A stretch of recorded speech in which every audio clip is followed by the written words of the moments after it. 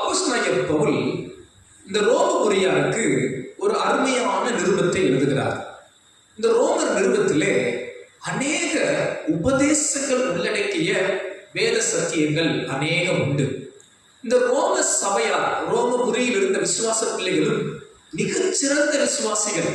ஏனென்றால் இவர்களுடைய விசுவாசம் எல்லா பட்டணத்தில் இருக்கிறவர்களுக்கும் தெரிந்திருந்தது. இவர்கள் நன்றாக கீழ்ப்படுகிறவர்களாகவும் இருந்தார்கள். இவர்கள் நல்ல தேறின விசுவாசிகளாகவும் இருந்தார்கள். ஆனாலும் பாருங்கள், இந்த விசுவாச பிள்ளைகள் வாழ்க்கையிலே ஆவியானவர் விரும்பின ஒரு காரியம், இந்த அப்போஸ்தலனாகிய பவுல் மூலமாய் அவர்களுக்கு சொல்லிக் கொடுக்கிற ஒரு வார்த்தை இந்த வசனத்தில் நாம் வாசித்தோம். ரோமர் 16ஆம் அதிகாரம் 19ஆம் வசனம் சொல்கிறது, நீங்கள் நன்மைக்கு ஞானிகளும் தீமைக்கு பேதைகளுமாய் இருக்க வேண்டும் என்று விரும்புகிறேன். Be excellent to what is good. Be innocent to the evil. எல்லாரும் சொல்லுமா, நன்மைக்கு ஞானிகளும் தீமைக்கு பேதைகளும். இது ரொம்ப கடினமான ஒரு காரியம். நன்மைக்கு நாம் எப்படி இருக்கணுமா? ஞானியா இருக்கணும். எக்ஸலண்ட், நல்ல காரியத்துக்கு ஒரு எக்ஸலண்டா இருக்கணும். Be excellent what is good. எதெல்லாம் நல்ல காரியமோ அதுக்கு நீங்கள் நானும் எப்படி இருக்கணும்? ஞானியா இருக்கணும். Be innocent to the evil. தீமைக்கு எப்படி இருக்கணும்? பேதையா இருக்கணும். தீமையா அப்படின்னா என்னன்னே தெரியாத பேதையா இருக்கணும். இப்படிப்பட்ட கிருபையை தேவன் ஒவ்வொரு தெய்வ பிள்ளைகளுக்கும் கொடுப்பாராக. ஒரு உண்மை சீசன், ஒரு உண்மை இயேசுவை விசுவாசிக்கிற ஒவ்வொரு தெய்வ பிள்ளைகளும் இந்த தரத்துக்கு வர வேண்டும் என்றே ஆவியானவர் விரும்புகிறார். இந்த உயர்வுக்கு பெருக வேண்டும் என்றே தேவன் விரும்புகிறார். நன்மைக்கு ஞானிகளும் தீமைகளுக்கு பேதைகளாய் மாற கர்த்தர் நம்மை குறித்து விரும்புகிறார். எத்தனை பேர் அப்படி மாற வாஞ்சிக்கிறீங்க? நான் தாழ்மையை தேவ சமூகத்தில் சொல்கிறேன், இந்த கிருபையை எனக்கு தேவன் தருவாராக. நான் இந்த வசனத்தை வாசித்து ரொம்ப யோசித்துக் கொண்டே இருந்தேன். இப்படிப்பட்ட முன்னுதாரணம் யாரை சொல்வது? யார் நன்மைக்கு ஞானியா இருந்தார், யார் தீமைக்கு பேதையா இருந்தார் என்று பார்த்தால் ஒரே ஒருவரைத்தான் என்னால் கண்டுபிடிக்க முடிந்தது. அவர் வேறு யாரும் அல்ல, நமது ஆண்டவர் இயேசு மட்டுமே. பாருங்கள், வேதம் அவரை குறித்து அழகாய் சொல்கிறது. அவர் நன்மை செய்கிறவராகவே சுற்றி இருந்தார். அவர் வாழ்வெல்லாம் பாருங்கள், அவர் நன்மைக்கு ஞானியா இருந்தார், தீமைக்கு பேதையா இருந்தார். இந்த மாலை நேரத்திலே இயேசுவினிடத்தில் இருந்த மிகச் சிறந்த ஒரு 3 காரியத்தை உங்களோடு காண்பிக்க விரும்புகிறேன். இந்த கிருபையை ஆவியானவர் நமக்கு தர வேண்டும் என்று நான் ஜெபிக்கிறேன். ஆண்டவர் இயேசுவின் வாழ்விலே ஏன் இப்படி இவர் ஒரு ஞானியா இருந்தார் நன்மைக்கு, ஏன் இப்படி ஒரு பேதையா இருக்கிறார் தீமைக்கு என்று என்னை கவர்ந்த ஒரு 3 காரியங்கள். முதலாவது ஒரு காரியம் பார்க்கலாம். லூக்கா எழுதின சுவிசேஷம் 22ஆம் அதிகாரம் 31ஆம் வசனத்திலிருந்து வாசிக்கலாம். லூக்கா எழுதின சுவிசேஷம் 22ஆம் அதிகாரம் 31ஆம் வசனத்திலிருந்து, பின்னும் கர்த்தர் சீமோனே சீமோனே, இதோ கோதுமையை சுலகினால் புடைக்கிறது போல சாத்தான் உங்களை புடைக்கிறதுக்கு உத்தரவு கேட்டுக்கொண்டார். நானோ உன் விசுவாசம் ஒளிந்து போகாதபடிக்கு உனக்காக வேண்டிக் கொண்டேன். நீ குணப்பட்ட பின்பு உன் சகோதரரை ஸ்திரப்படுத்து என்றார். அதற்கு அவன், ஆண்டவரே, காவலிலும் சாவிலும் உண்மை பின்பற்றி வர ஆயத்தமாய் இருக்கிறேன் என்றான். அவர் அவனை நோக்கி, பேதுருவே, இன்றைக்கு சேவல் கூவுகிறதற்கு முன்னே நீ என்னை அறிந்திருக்கிறதை 3 தரம் மறுதலிப்பாய் என்று உனக்கு சொல்லுகிறேன் என்றார். ஒரு ஆமென் சொல்லலாமா? ஆமென். இயேசுவினிடத்தில் என்னை கவர்ந்த நல்ல குணம், நன்மைக்கு ஆண்டவர் ஞானியும் தீமைக்கு ஆண்டவர் பேதையுமாய் காணப்படுவதை வெளிப்படுத்துகிற ஒரு சில காரியத்தை உங்கள் முன் வைக்க விரும்புகிறேன். அதில் முதலாவது ஒரு காரியம், தன்னை பின்பற்றின சீசன் பேதுரு மறுதலிப்பான் என்று அறிந்தும் அவனை இயேசு நம்பினார். பாருங்க, ஆண்டவருடைய குணத்தை கொஞ்சம் சிந்திச்சு பாருங்களேன். இவன் என்னை மறுதலிப்பான் என்று அறிந்தும் நம்புகிற தேவனாய் அவர் காணப்பட்டார். சீசனை பேதுருவை பார்த்து சொல்கிறார், பேதுருவே பேதுருவே, நீ என்னை 3 தரம் மறுதலிப்பார். பாருங்க, 3 ஆண்டுகள் இயேசுவோடு கூட இருந்த பேதுரு, 3 ஆண்டுகள் எல்லா அற்புதத்தையும் கண்ட பேதுரு, 3 ஆண்டுகள் என்னென்ன அற்புதம், வேதத்தில் சொல்லப்பட்ட எல்லா அற்புதமும் அவருக்கு தெரியும். கண்கூடாய் பார்த்த பேதுரு, ஏன் இவரே பிசாசை துரத்தியிருக்கிறார், இவர் மூலமாகவே அற்புதங்களும் அடையாளங்களும் நடந்திருக்கிறது. இப்படி இவர் மூலமாகவே இயேசுவின் வல்லமைகள் வெளிப்பட்ட ஒரு மனிதன் ஒரு கடுமையான சூழல் வரும்போது இயேசுவை யார் என்று தெரியாது என்று மறுதலிக்கிறவனாய் மாறுகிறான். இப்படி இவன் மறுதலிப்பான், என்னை ஒரு கடின சூழலில் இவன் மறுதலிப்பான் என்று அறிந்தும் பேதுருவை இயேசு என்ன பண்ணினார்னா நம்பினார். நீ குணப்படுத்த பின்பு உன் சகோதரனை நினைப்படுத்து, ஸ்திரப்படுத்து. அன்பானவர்களே, கொஞ்சம் யோசித்து பாருங்க.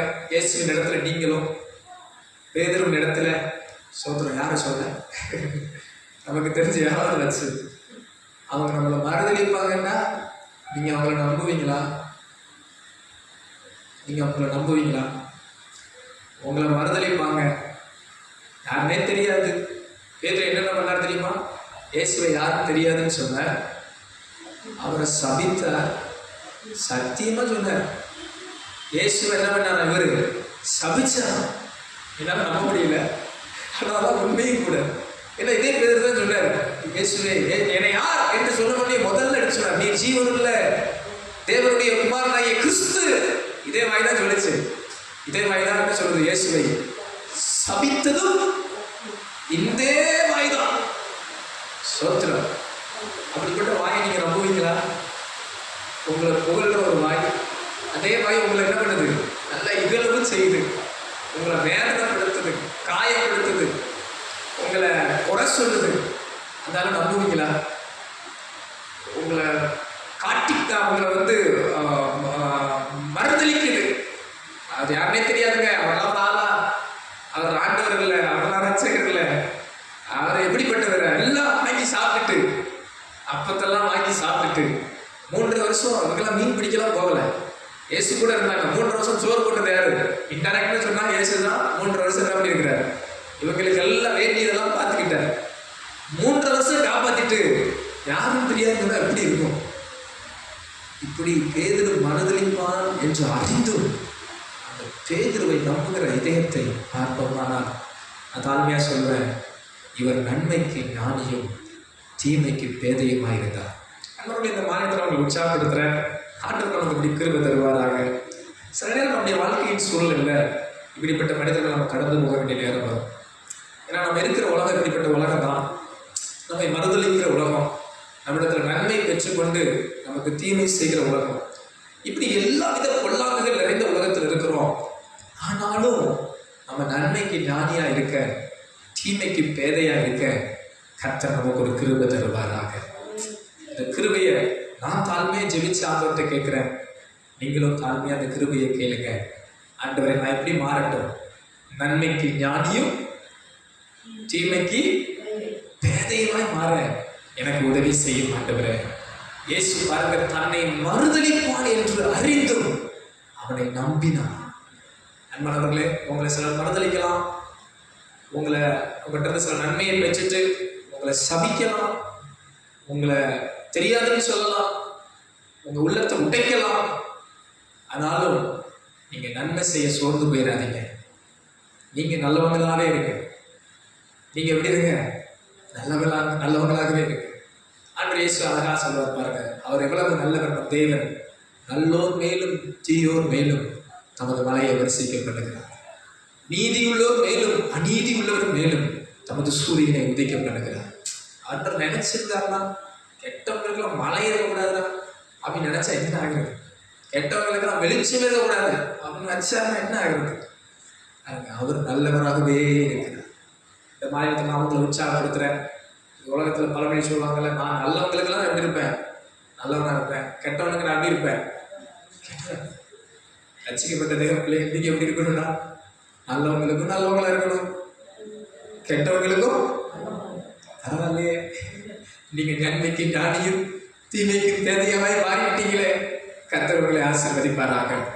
என்னை கவர்ந்த இயேசுவின் குணத்தில் முதலாவது ஒரு காரியம், அவர் நன்மைக்கு ஞானியும் தீமைக்கு பேதையுமா இருந்தது தன்னை மறுதலிப்பான் என்று அறிந்தும் அவனை நம்பின ஒரு விலையேற பெற்ற உன்னத குணம் இயேசுவிடத்தில் இருந்தது.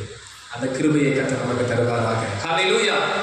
இரண்டாவது காரியம், மத்தேயு எழுதின சுவிசேஷம் 26ஆம் அதிகாரம் 45ஆம் வசனத்திலிருந்து சில வசனங்களை வாசிக்கலாம். மத்தேயு எழுதின சுவிசேஷம் 26ஆம் அதிகாரம் 45ஆம் வசனத்திலிருந்து சில வசனங்களை நாம் கவனிப்போம். அப்பொழுது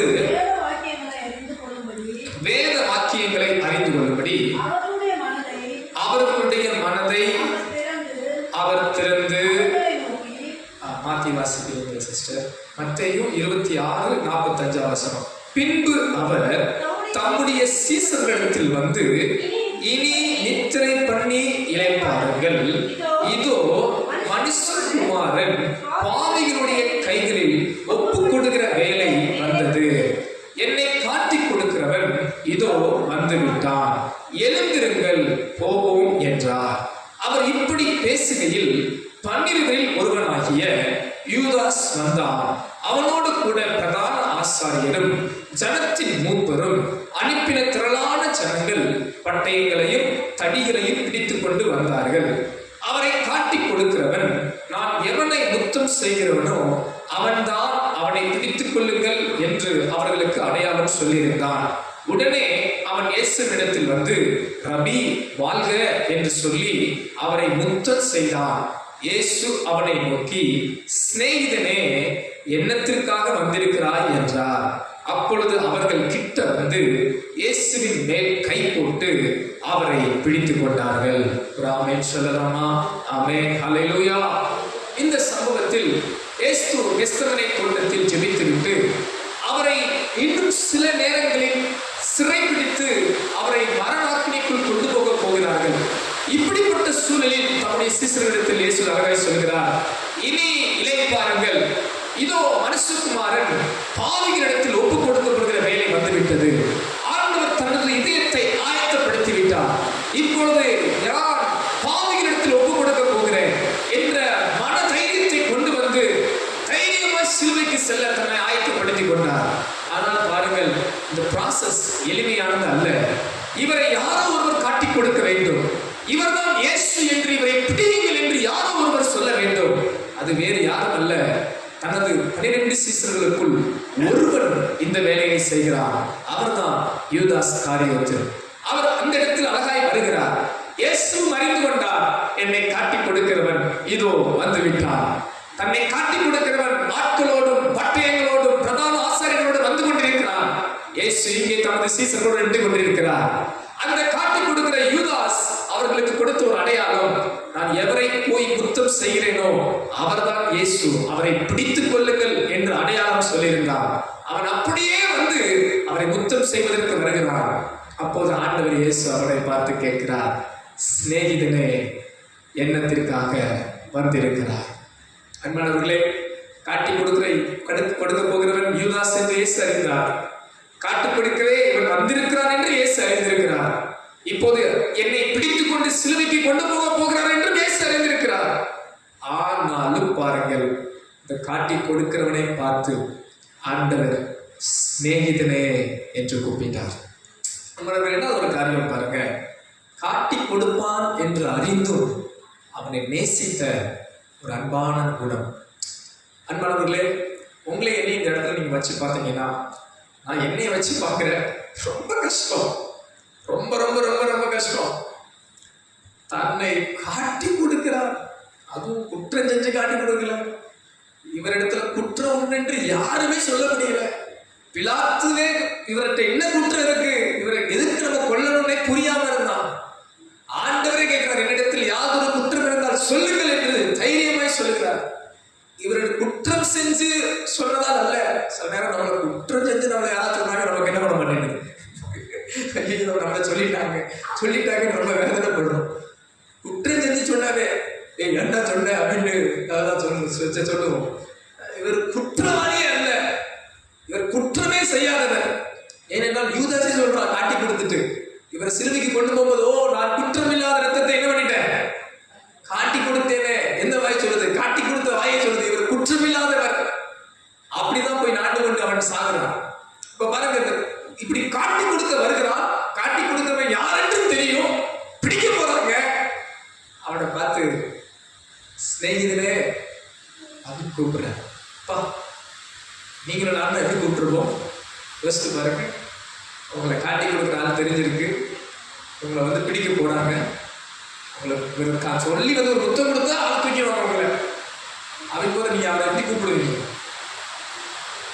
ரொம்ப கடுமையா இறங்காம சொல்றேன், நம்ம பேர் சொல்லி கூப்பிட மாட்டோம். ரொம்ப கீழ்த்தரமா போக வேண்டாம். நீங்க என்ன சொல்லுவீங்கன்னு எனக்கு தெரியல. ரொம்ப கீழான வார்த்தைகள்லாம் பயன்படுத்த வேண்டாம். நம்ம என்ன பண்ணி சொல்ல மாட்டோம், பேர் சொல்லி கூட சொல்ல மாட்டோம். குறைஞ்ச வச்சோம் நான் பேசாம இருந்திருப்பேன். நான் ரொம்ப திட்டாம நான் பேசிட்டு கூட மாட்டேன். அதனால இயேசு பாருங்களேன், அவங்க எப்படி கூப்பிடுறாரு, எப்படி இந்த வார்த்தை அவருக்கு வருது எனக்கு தெரியும். பாருங்க, நன்மைக்கு இவர் ஞானி, தீமைக்கு இவர் ஒரு பெரிய பேதை. அதனால இது நம்மளால முடியுமா அப்படின்னு நீங்க நினைக்கலாம். நமது பிதா பூரண சர்க்குணரா இருக்கிறது போல நாமும் பூரண சர்க்குணரா இருக்க ஆண்டவர் நமக்கு கிருபை தருவாராக. ஆரம்பத்திலே இந்த வார்த்தையை சொல்லும் போதே சொன்னேன், இந்த கிருபையை ஆண்டவர் எனக்கு தர வேண்டும் என்று நான் ஜெபிக்கிறேன். இந்த கிருபையை கர்த்தர் உங்களுக்கு தர வேண்டும் என்று இன்னும் மனதார நான் ஜெபிக்கிறேன். அன்பானவர்களே, சில நேரம் யோசிச்சு பாருங்க, உங்களை காயப்படுத்துறவங்களை உங்களால் நேசிக்க முடியுதா? உங்களை காயப்படுத்துகிறவர்களை உங்களால் நேசிக்க முடியுதா? உங்களை வேதனைப்படுத்துறவங்களை உங்களால் நேசிக்க முடியுதா? ஆண்டவனுக்கு அந்த கிருபை ஆண்டவர்களுக்கு தருவாராக. ஊழிய பாதையில பல இது போல அனுபவங்களை கடந்து வர தேவன் கிருபை செய்திருக்கிறார். தாழ்மையா சொல்றேன், ஆண்டவர் உங்களுக்கு அந்த பலனை கிருபையை தருவாராக. குடும்ப வாழ்வில், உங்கள் வேலை ஸ்தலங்களில், நீங்கள் இருக்கிற பகுதிகளில், நீங்கள் வாழ்கிற பகுதிகளில் சிலர் நம்ம நல்லா நேசிச்சிருப்போம், அவங்கள ரொம்ப நேசிச்சிருப்போம். ஆனால் அவங்க செஞ்ச சின்ன காரியம் நம்மளை ரொம்ப காயப்படுத்தியிருப்பாங்க. ஆனாலும் நான் தாழ்மையாக சொல்கிறேன், அவங்களை சிநேகிதனே என்று நேசிக்கிற பலனை கர்த்தர் உங்களுக்கு தருவாராக. சிலர் பாருங்க, நம்ம ஜனங்கள் பாருங்களேன், நிறைய நன்மை செய்யுங்க, நீங்கள் அந்த நன்மையெல்லாம் அவங்க நினைக்க மாட்டாங்க. சில கண்டிப்பா இல்லை, சில ஒரு சின்ன காரியங்களை பெருசாக பேசுவாங்க. நம்ம ஊழிய பார்த்த காரியங்கள் பலர் சொல்லும்போது நான் பார்த்துருக்குறேன். நம்ம அவங்க ஆசீர்வாதத்துக்கு 1000 நன்மை செஞ்சிருப்போம். அது அவங்களுக்கு எல்லாம் தெரியாது, பெருசாவே தெரியாது. ஆனா ஒரு சின்ன கடிந்து கொள்ளுதல், அது கூட அவங்க நன்மைக்கு தான். இன்டெரக்டா சொன்னா அது கூட அவங்களுடைய ஆசீர்வாதத்துக்கு தான். ஒரு புத்திமதி, ஒரு கடிந்து கொள்ளுதல், இல்லை ஏதோ ஒன்று அவங்க விருப்பப்படுற மாதிரி நடந்திருக்காது, ஏதோ அவங்க எதிர்பார்த்த மாதிரி நடந்திருக்காது, உடனே உலகத்தை தூக்கி எங்க வச்சிருவாங்க, தலையில தூக்கி வச்சிருவாங்க. அவங்க ஆசீர்வாதத்துக்கு 1000 அவங்க மறந்துடுவாங்க. அவங்க ஆசீர்வாதத்துக்கு இந்த யூதாசுக்கு ஆண்டவர் செஞ்ச எத்தனையோ நன்மை அவங்க மறந்துட்டு பாருங்க. அவனுக்குள்ள அந்த எண்ணம் பாருங்க, இயேசுவை காட்டி கொடுத்து அவரை சாகடிக்கிற அளவுக்கு இவருக்குள்ள ஒரு எண்ணம் வந்துருச்சு பாருங்க. சில நேரம் நீங்க செய்யற 1000 நன்மைகள் அந்த உலகம் மறக்கும். நீங்க அவங்க நன்மைக்காக கூட செஞ்சிருப்பீங்க. அதை இல்லை, ஒருவேளை நீங்க ஒரு பதட்டத்துல ஒன்றா ஏதாவது செஞ்சிருப்பீங்க, இல்லை ஒரு தடுமாற்றத்துல பேசியிருப்பீங்க, இல்லை நீங்க தவறா கூட ஒண்ணு செஞ்சிருப்பீங்க. தவறுனே வச்சுக்கோங்க, தவறா ஒண்ணு பண்ணியிருப்பீங்க, நன்மையா 1000 பண்ணியிருப்பீங்க. ஆனால் எதான் பார்ப்பாங்க, தவறா செஞ்ச அதை ஒண்ணு பிடிச்சுக்கிட்டு நீங்க செஞ்ச 1000 மறந்துடுவாங்க. ஆனா எதுவானாலும் ஆண்டவர் இயேசு எப்படிப்பட்டவராக இருந்தார் என்றால், தன்னை அவன் காட்டி கொடுப்பான் என்று அறிந்தும் அவனை சிநேகிதனே என்று நேசித்தார். இந்த கிருபையை கர்த்தர் உங்களுக்கு எனக்கு கொடுப்பாராக. அன்பானவர்களே, உங்களை யாராவது காயப்படுத்துறவங்க இருக்கிறார்களா, உங்களை வேதனைப்படுத்துறவங்க இருப்பார்களா, அவர்களை நீங்க மனதார நேசிக்க ஆண்டவர் உங்களுக்கு ஒரு பலனை தருவாராக. எத்தனை பேர் ஆண்டவர்கிட்ட அப்படி கிருபையை கேட்குறீங்க? அல்லேலூயா. தெரிஞ்சு நேசிக்கணும். அல்லேலூயா. அவங்க என்னை காட்டி கொடுப்பார்கள் என்று தெரிந்தும் நான் அவங்களை எப்படிதான் கூப்பிடணும், சிநேகிதனே. அல்லேலூயா. எத்தனை பேர் அப்படி கூப்பிட வாஞ்சிக்கிறீங்க? துரோகியேன்னு சிலர் சொல்லுவாங்க, மோசமானவனே சொல்லுவாங்க. இல்லை நம்ம சொல்லலாம், நிறைய சொல்லலாம். நான் சொன்ன மாதிரி ஐயோ பேரை கூட சொல்லக்கூடாதுப்பா, இல்லாட்டி பேசவே கூடாதுப்பா, அந்த முகத்தையே பார்க்கக்கூடாது, எதுக்கு இந்த முகத்தை பார்த்துக்கிட்டு அப்படி கூட நிறைய தோணும். அந்த இயேசு சொன்ன காரியம், சிநேகிதனே. அவருடைய குணம் நன்மைக்கு ஞானியாய், தீமைக்கு பேதையாய் இருந்தபடியா அவர் அழகாய் சொன்னார், காட்டி கொடுத்தா கொடுத்துட்டு போறான்ப்பா, ஆனால் அவன் எனக்கு சிநேகிதன், ஏனென்றால் நான் அவனை நேசித்திருக்கிறேன். ஒரு கரைப்பட தலைமையை சொல்றேன், உங்க கேரக்டர் உலகத்தால் மாறக்கூடாது, உலக சூழலால உங்க கேரக்டர் மாறக்கூடாது. இன்னைக்கு அநேக தேவர்களுக்கு பிரச்சனை என்ன தெரியுமா? அவங்க கேரக்டர் சூழ்நிலை மாத்துது. அவங்க கேரக்டரை எது மாத்துது? சூழ்நிலை மாத்துது. அந்த சூழ்நிலைக்கு தகுந்தாற் போல அவங்க குணம் மாறிடுது. வெளியே சூடா இருந்தா இவங்களும் சூடாயிருப்பாங்க, வெளியே கூலா இருந்தா இவங்களை இருப்பாங்க கூலா இருப்பாங்க. நான் எப்படி சொல்லுவேன், பாவம் செய்கிற வாய்ப்பு கிடைக்காத வரைக்கும் எல்லாரும் தேவதூதர்கள் தான். பாவம் செய்ய வாய்ப்பு கிடைக்காத வரைக்கும் எல்லாரும், வாய்ப்பு கிடைச்சாலும் தெரியும் உண்மையிலே தூதனா சாத்தானான்னு. ஆனா வாய்ப்பு கிடைச்சும் பரிசுத்தத்தில் நடப்பதே, நீதியில் நடப்பதே, உண்மையில் நடப்பதே அது உண்மையான பரிசுத்தத்தின் அடையாளம். இந்த மாதிரி நேரத்தில் கர்த்தர் அப்படிப்பட்ட கிருபையை உங்களுக்கு தருவாராக. சுற்றி உங்களை காட்டி கொடுக்கிறவர்கள் மத்தியிலும் நீங்கள் அவர்களை நேசிப்பதை வெளிப்படுத்துவது தான் நீங்கள் உங்கள் உண்மையான குணத்தை வெளிப்படுத்துவதின் அடையாளம். அப்படிப்பட்டவங்க தான் நன்மைக்கு ஞானியும் தீமைக்கு பேதைகளுமா இருக்கிறவர்கள். அந்த கிருபையை கர்த்தர் நமக்கு தருவாராக. கரங்களை சேர்த்து ஹல்லேலூயா சொல்லலாமா? ஹல்லேலூயா. கடைசி ஒரு காரியம், லூக்கா எழுதின சுவிசேஷம் 23ஆம் அதிகாரம் 34ஆம் வசனத்தை வாசிக்கலாம். லூக்கா எழுதின சுவிசேஷம் 23:34. அப்பொழுது இயேசு, பிதாவே இவர்களுக்கு மன்னியும், தாங்கள் செய்கிறது இன்னதென்று அறியாதிருக்கிறார்களே என்றார். அவருடைய வஸ்திரங்களை அவர்கள் பங்கிட்டு சீட்டு போட்டார்கள். ஆமென். இந்த இடத்திலே ஆண்டவர் இயேசு ஒரு அருமையான ஜெபத்தை ஏறெடுக்கிறார். ஆண்டவர் இயேசுவை பிடித்து விட்டார்கள், அவர்களால் முடிந்தவரை அடித்து விட்டார்கள், சிலுவையை, பாரமான சிலுவையை சுமக்க வைத்தார்கள். இப்பொழுது அவரை சிலுவையில் ஆணி அடித்து அவர்களை சாவதற்கு உயர்த்தப்பட்டிருக்கிறார். வேதம் சொல்கிறது, ரத்தமும் நீரும் ஓடி வருகிறது. சகல நிந்தை, அரை நிர்வாணம், தூஷணம், ஏளனம், மறிக்க போகிறார். சுற்றிலும் அவரை கண்டு சிரித்துக் கொண்டிருக்கிறார், நிந்தித்துக் கொண்டிருக்கிறார்கள், ஏளனம் பண்ணி கொண்டிருக்கிறார்கள். இன்னும் ஒருபடி மேலே சொல்ல வேண்டும் என்றால் இயேசுவை கொலை செய்து கொண்டிருக்கிறார்கள். அந்த நேரத்தில் ஆண்டவர் சொல்லுகிறார், பிதாவே இவர்களை மன்னியும், கொலை செய்கிறார்கள் என்று அறிந்தும் அவர்களை மன்னிக்க வேண்டும் என்று நினைக்கிற ஒரு இதயம். நான் இதை இன்னும் சற்று மாற்றி சொல்கிறேன், தன்னை கொலை செய்கிறார்கள் என்று அறிந்தும் அவர்களுக்காகவும் ஜீவனை கொடுக்கிற இதயம் இயேசுவின் இதயம். இதுதான் நன்மைக்கு ஞானியும் தீமைக்கு பேதையுமான குணமாயிருக்கிறது. தன்னை கொலை செய்கிறார்கள் என்று தெரிந்தும் நான் அவர்களுக்காக சாகட்டும், என் ஆவியை ஒப்புவிக்கிறேன், என்னைய கொலை செய்கிறவர்களுக்காக, அவங்க நல்லா இருக்கும்ன்றதுக்காக நான் சாகிறேன் என்று இயேசு தமது ஜீவனையே கொடுத்தார். நல்ல மேய்ப்பன் தன் ஆடுகளுக்காக ஜீவனை கொடுக்கிறார். தன்னை கொலை செய்கிறவர்களுக்காகவே அவர் ஜீவனையே கொடுத்தார். அப்படிப்பட்ட ஒரு இதயம் மேன்மையான இதயம். அப்படி நம்ம யாராவது கொடுக்க ஆயத்தமுள்ளவங்களா இருக்குமா? நம்மளை அடிக்கிறவனுக்கு கன்னத்தையாக கொடுப்போமா? நம்மளை நிந்திக்கிறவனுக்கு சரிப்பா நிந்திச்சுக்கன்னு சொல்லுவோமா? கர்த்தாவே கிருபை தருவாராக ஆண்டவர். இயேசு கொலை செய்கிறார்கள் என்று அறிந்தும் இவர்களை மன்னிங்க ஆண்டவரே.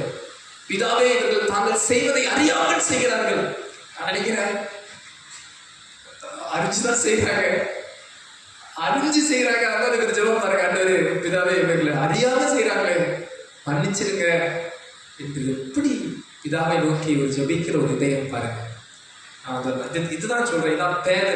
தீமைக்கு எப்படி இருக்கிற ஆண்டவர் பேதையா பக்கத்துல இருக்கிறது பார்த்தீங்கன்னா ரொம்ப ஞானி, தீமைக்கு ஞானி அப்படின்னு சொல்றான், ஒரு திருடன் சொல்றான், ஆண்டவரே குமாரக்கூடாது, என்னைய எங்கெல்லாம் காப்பாற்றக்கூடாதா பாருங்க.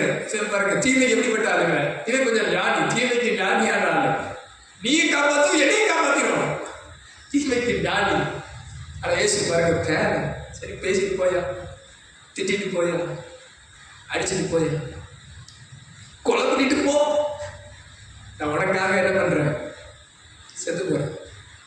தேவையில்லை, நான் ஒரு முட்டாள்தனம். சே, ஏன் அப்படி அநியாயத்துக்கு முட்டாளா இருக்கிற? உலக பழமொழியில சொல்லணும், உலக வார்த்தையை சொல்லணும்னா, என்ன இப்படி ஒரு முட்டாளா இருக்கிற? இவனை திட்டுறாப்பா, பரவாயில்லைங்க. இவனை அடிச்சு நினைக்கிறான், பரவாயில்லைங்க. உன்னை கொல்றான், வாய்த்திரவா ஆட்டுக்குட்டியை போல இயேசு இருந்தார். கிருபையை கர்த்தர் நமக்கு தருவாராக. தன்னை கொலை செய்கிறவர்களையும் மன்னிக்கிற பேதையான, தீமைக்கு பேதையான ஒரு குணம் நமக்கு இருப்பதாக. இதுதான் நன்மைக்கு ஞானியும் தீமைக்கு பேதையுமா இருக்கிற ஒரு அருமையான குணம். நண்பர்கள், இந்த மாலை நேரத்தில் இந்த மேலான ஆவிக்குரிய சந்தித்து உங்களோட பகிர்ந்து கொடுத்தது நினைச்சு நான் சந்தோஷப்படுறேன். இதுக்காக நம்ம நல்லா ஜெபிப்போம். இது ஒரு நாளில் வராது, எவ்வளோ காலம் எடுக்குன்னு எனக்கு தெரியாது. ஆனால் ஆவியானவர் நமக்குள்ள அப்படிப்பட்ட கிரியை நடப்பிப்பாராக. இப்படிப்பட்ட முதிர்ச்சிக்கு நேரே நம்மை கொண்டு போவாராக. இயேசுவின் முன்மாதிரியில் நடக்க நமக்கு ஆவியானவர் பலன் தருவாராக. ஏனென்றால் அந்த உலகத்தில் நமக்கு உபத்திரவம் உண்டு. ஏதோ ஒரு விதங்களில் குடும்பத்திலோ, வேலையிலோ, இருக்கிற பகுதிகளிலோ, ஊழியத்திலோ, ஏதோ ஒரு சூழ்நிலையில நீங்க பேதுருவை பார்க்க வேண்டிய நேரம் வரும். நீங்க யூதாசை பார்க்க வேண்டிய நேரம் வரும். இயேசுவை சிலுவையில் அடித்த யார சொல்றது? நிறைய பேர், போட்சேவகர், யூதர்கள், பிலாத்து, இன்னும் எத்தனையோ பேரை சொல்லணும். அப்படிப்பட்டவர்களெல்லாம் பார்க்க வேண்டிய நேரம் வரும். ஆனா அந்த நேரத்துல நீங்க நன்மைக்கு ஞானியா இருக்கிறீங்களா, தீமைக்கு பேதையா இருக்கிறீங்களா? அன்பானவர்களே, கர்த்தர் நமக்கு ஒரு கிருபை தருவாராக. இந்த மாலை நேரத்தில் ஆவியானவர் நம்முடைய ஆவிக்குரிய வாழ்க்கையை அமல் கொண்டு வாராக. நான் நன்மைக்கு ஞானியா இருக்க, தீமைக்கு பேதையா இருக்க கர்த்தர் நமக்கு கிருபை தருவாராக. ஆனால் அப்படி நம்மளை 4 பேர் சொல்லிட்டு போகட்டுமே, இவர் அநியாயத்துக்கு நல்லவருங்க, இவர் எப்படி அநியாயத்துக்கு நல்லவருங்க, இவருக்கு தப்புனா என்னன்னு தெரியாதுங்க. பாருங்க, நான் ஒரே ஒரு காரியத்தை சொல்லி நிறைவு செய்ய முடிக்கிறேன். உங்க தவறாக நினச்சிக்காதீங்க. நம்ம என்றோ ஒரு நாள், என்றைக்காவது ஒரு நாள் எல்லாரும் மறித்து போகணும். நம்முடைய அடக்க ஆராதனையில் நம்மை குறித்து சாட்சி சொல்லணும்னா, உங்களை குறித்து உங்கள் மனைவியோ, கணவரோ, பிள்ளைகளோ, இல்லை வேற யாரோ உங்களை குறித்து எப்படிப்பட்ட சாட்சி சொல்லுவார்கள் நீங்கள் நினைக்கிறீங்க? எப்படிப்பட்ட வார்த்தைகள் அவங்க சொல்லணும்னு நீங்கள் எதிர்பார்க்குறீங்க? இயேசு மரித்த போது அங்கிருந்து ரொம்ப தலைவர் என்ன சொன்னா தெரியுமா? கூட இல்லை, இயேசு கூட பழகலை, இயேசு கூட அவன் வாழலை, இயேசு கூட அவன் ரொம்ப எதுவும் அவங்க வாங்கி சாப்பிட்டானு தெரியல. ஆனால் அவன் சொல்றாங்க, இவர் மெய்யாகவே தேவனுடைய குமார். இயேசு அங்கே செத்துட்டாங்க. ஆனால் பாருங்க, அவர் கூட அந்த கொஞ்ச நேரம் இவர் அடிச்சு சிலுவையில மாட்டி அந்த கொஞ்சம் அந்த 3 மணி நேரம் இவரோட இருந்து பார்த்ததுல கண்டுபிடிச்சிட்டான், இவர் என்னப்பா இப்படி இருக்கிறாரு, அநியாயத்துக்கு நல்லவர். இவரை காரி உமிழ்த்தோம், துப்பினோம், முள்முடியை தலையில வச்சோம், செவ்வங்கியை தரிச்சோம், அடிச்சோம், ஏளனம் பண்ணணும், சிலுவையில வச்சு என்ன முடியுமோ அப்படி செஞ்சோம், எல்லாரும் ஏளனம் பண்ணி பார்த்துட்டாங்க. இவர் கண்டிப்பா ஒரு மனுஷன் இல்லை, இவர் கண்டிப்பா மெய்யாகவே இவர் தேவனுடைய குமாரன். நம்மளே நம்ம மரணத்துல நம்மளை குறித்து சிலர் சாட்சி சொல்லணும்னா, இது இது இது இது நம்ம நம்ம கேட்குற நம்மளை குறித்து இப்படி ஒரு சாட்சி சொல்லட்டும். இவங்க முட்டை, எதுக்கு முட்டை? தீமை செய்யறதுக்கு முட்டை. இவங்க நன்மைக்கு ஞானியா இருந்தாங்க, தீமைக்கு எப்படி இருந்தாங்க? பேதையா இருந்தாங்க. இவங்க தீமைக்கு தூரமானவங்க, கபடே இல்லாதவங்க. கபடுன்னா என்னன்னு தெரியாது, தப்புன்னா என்னன்னு தெரியாது, பாவம்னா என்னன்னு தெரியாது. இது போன்ற காரியத்துக்கு இவர்கள் தூரமானார்கள் என்று நம்மை குறித்து சிலர் சாட்சி சொல்லட்டுமே, நம்மை குறித்து சிலர் சாட்சி சொல்லட்டுமே. கர்த்தர் அப்படியே உங்களை ஆசீர்வதிப்பாராக. அப்படி எழுப்பி நின்று ஜெபம் பண்ணுவோமா?